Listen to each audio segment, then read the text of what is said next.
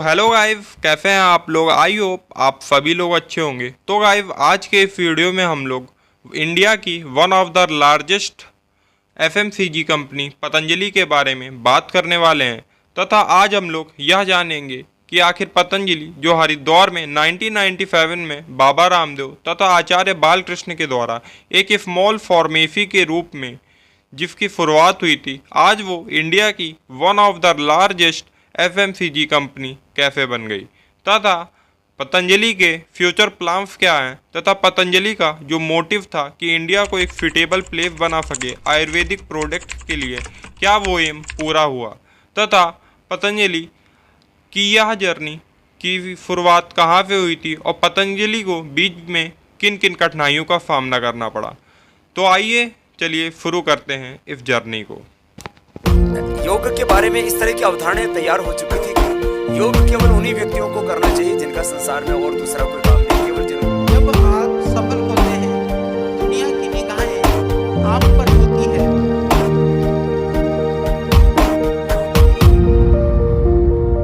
Expressed its frustration that despite its orders, it had no effect on Patanjali Ayurveda.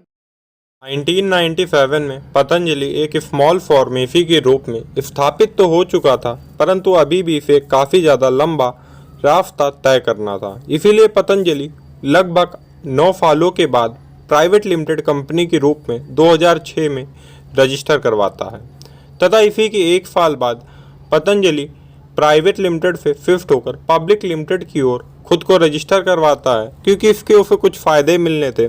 क्योंकि public limited जो कंपनियां होती हैं उनके शेयर को हम तथा आप जैसे आम लोग भी स्टॉक मार्केट के द्वारा होल्ड कर सकते हैं, बाई कर सकते हैं, लेकिन वहीं जो प्राइवेट लिमिटेड कंपनियां होती हैं उनके साथ ऐसा बिल्कुल नहीं होता। प्राइवेट लिमिटेड कंपनियों के शेयर्स को हम लोग ना होल्ड कर सकते हैं ना बाई कर सकते हैं स्टॉक मार्केट के द्वारा, वे केवल कुछ प्राइवेट इंडिविजुअल्स या ग्रुप के द्वारा ही होल्ड किए जाते हैं। इसलिए पब्लिक लिमिटेड कंपनीज के पास एक यह बेनिफिट होता है कि वे स्टॉक मार्केट के माध्यम से आम जनता से फंड को रेज कर सकते हैं तथा उन्हीं के पास ज़्यादा फंडिंग आने की संभावना होती है।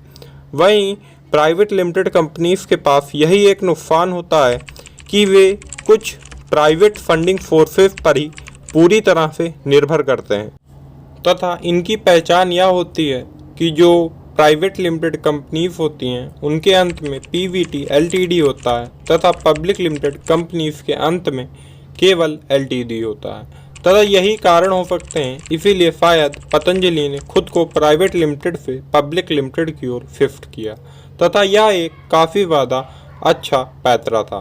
तथा इसके बाद पतंजलि ने जो अगला स्टेप था, उन्होंने अपना सबसे बड़ा लार्जेस्ट फॉर्म खोला जो कि हरिद्वार में था, जहां से इनके लगभग 60% आउटपुट्स आते थे।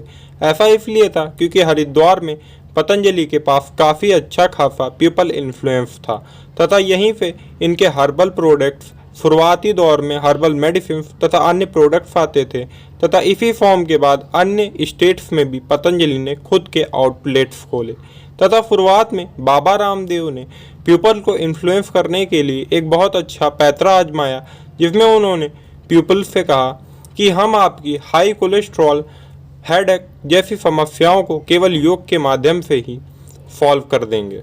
पुराने नजले का कोल्ड सर्दी जुकाम के लिए सबसे बड़ी होम रेमेडी, मेडिकल साइंस की दृष्टि से कहूं तो पूरे वर्ल्ड का मेडिकल सिस्टम जो नहीं कर पाया, liver kidney failure, BP sugar thyroid. इसके बाद पतंजलि ने स्वदेशी प्रकृति का आशीर्वाद जैसे शब्दों का प्रयोग अपने एड्स तथा प्रोडक्ट्स में हेडलाइन के नीचे करना शुरू किया, जिससे जो आम जनता थी वो इनके प्रोडक्ट्स की ओर ज्यादा आकर्षित हो रही थी। प्रोडक्ट जो आप यदि लीगल तरीके से इलीगल तरीके से आप कुछ भी पतंजलि के नाम से बड़ा हमारे पास में जड़ी बूटियों के निर्माण प्रोसेसिंग का काम है, हर्बल प्रोडक्शन,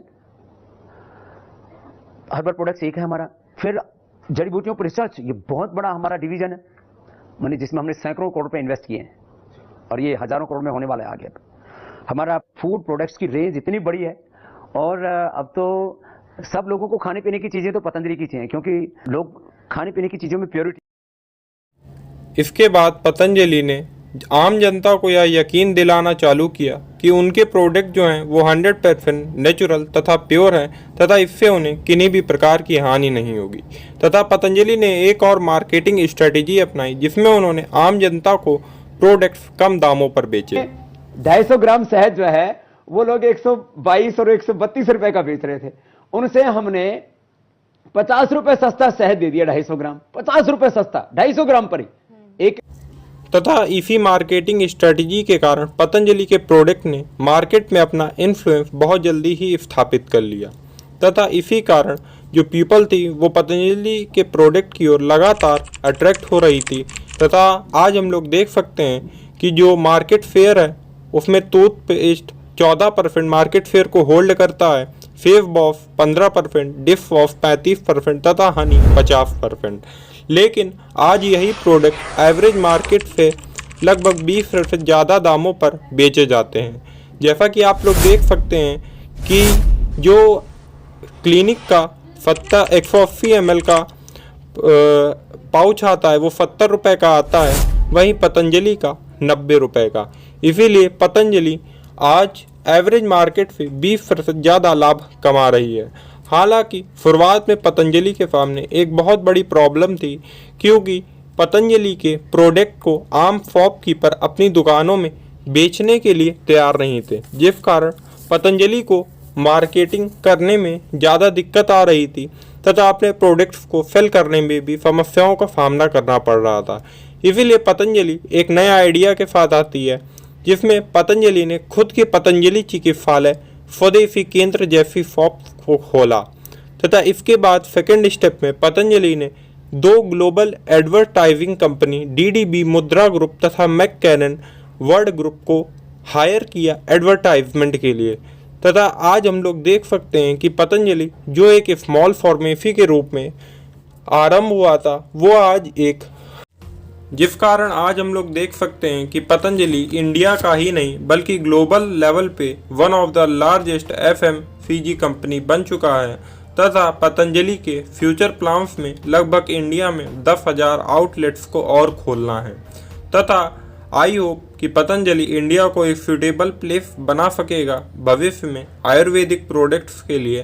तथा आप हमें कमेंट्स में बताएं कि आपको हमारा यह वीडियो कैसा लगा।